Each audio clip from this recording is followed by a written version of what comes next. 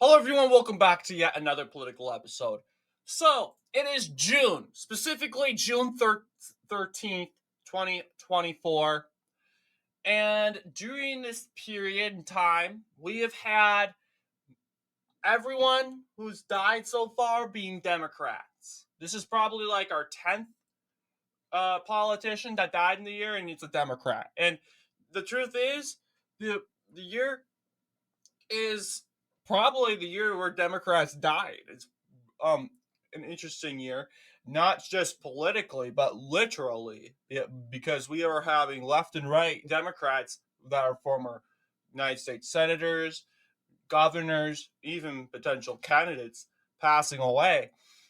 Today we are specifically talking about Neil Goldschmidt, who was the governor of, as you know, Oregon, and we're going to kind of take a look at him and I'm not honor, because there's some stuff as conservatives and conservative minded we don't want to honor, because we have different definitions of what is right and what is wrong.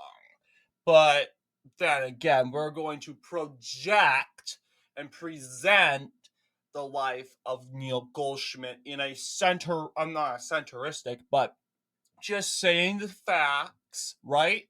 Sharing the facts, and maybe adding some opinion commentary on there as well. So, this guy wasn't just known for being the governor of Oregon, specifically the 33rd governor of Oregon. He was known for being Portland's 45th mayor from 1973 to 1979. So, yeah, he died 83, old age. And some things he was known for was sexual abuse. And there was allegations of sexual misconduct against Neil Goldschmidt. Yes, Goldschmidt had publicly announced that he had repeatedly raped a 14-year-old girl. The victim later indicated she was 13 for an extended period during his first term as mayor of Portland. Yeah, I forgot this part. I left this part out, but it was on May 6th, under the pressure from Willamette Week. Goldschmidt publicly announced that he had repeatedly raped a 14-year-old girl. Okay, so apparently this guy has problems. All right, this guy, like some politicians in the United States, does not know how to use his power correctly. Right? Has clearly it has no idea, doesn't know how to use his power, but you'll see. But no, recognizing this guy, if he did commit sexual misconduct, he should have been convicted, right? No one's above the law. But let's talk about his electoral history.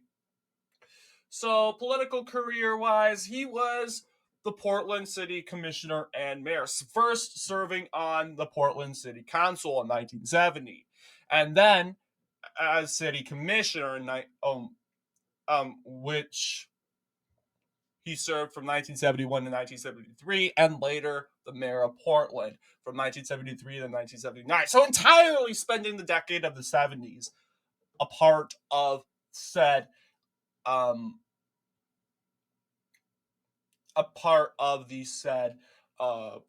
city of Portland. Until 1979, Goldschmidt became the 6th U.S.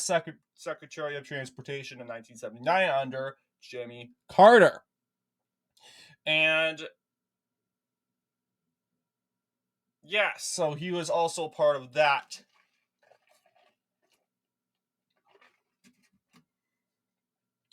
In his position, Goldschmidt was known for his work to revive the financially ailing U.S. auto industry and efforts to deregulate the airline, trucking, and railroad industries.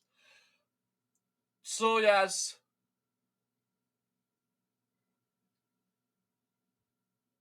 He was a part of Nike in between his positions.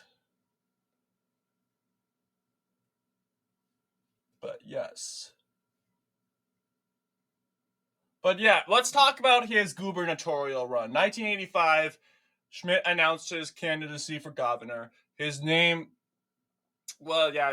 We're not going to read the whole entire article, but let's just check that. He served one term as governor, and we'll cover what happened, but you'll see.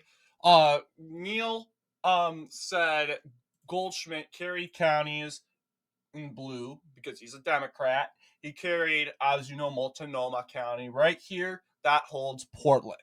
So also other counties over here. A lot of these counties are rural, believe it or not. They are rural away from Portland. And that's because the Democrats there love to live at the coast. It's like I keep telling everyone in my demographics series, a lot of Democrats love the coast. And that's why we have cities, and it's not just Democrats, it's just people in general, settlers, because that's how you build a city.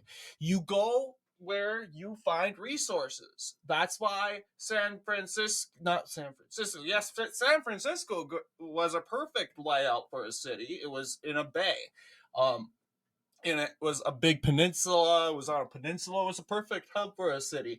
There was others stuff like that. So cities are usually founded on a body of water of some sort. Minneapolis had the Minnesota and Mississippi rivers. That was kind of the fundamental being of the Twin Cities.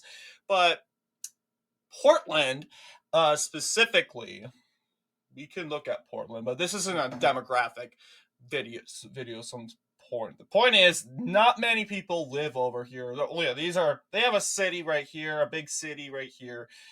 There are some bigger cities lower here, but just know this county and these counties in West Oregon, they are Democrat. Well, these counties today are strongly Republican.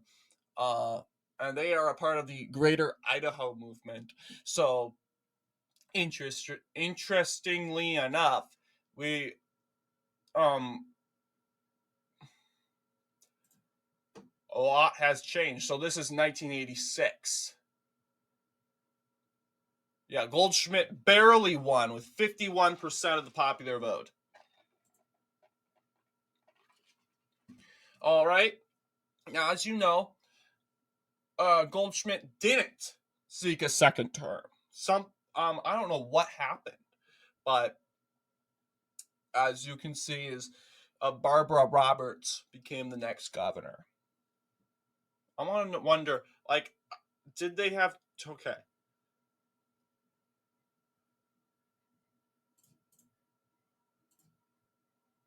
Yeah.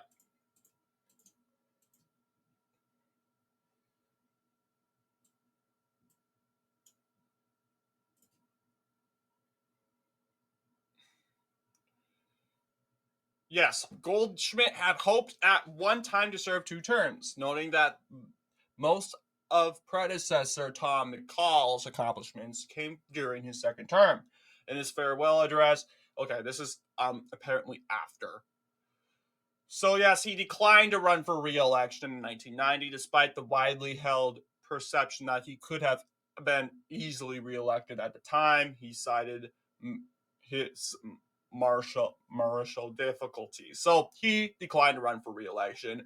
I mean, there was no scandals at the time, but it was after his political career, when all those scandals and revelations of sexual misconduct and sexual abuse began to come out, and which resulted to, I don't know, some pending investigation.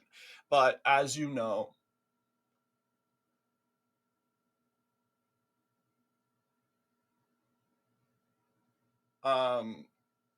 what according to what these articles are saying, it looks like the sexual misconduct or sexual abuse of a young girl, Goldschmidt that actually did happen, seeing that Neil Goldschmidt did admit to the assault.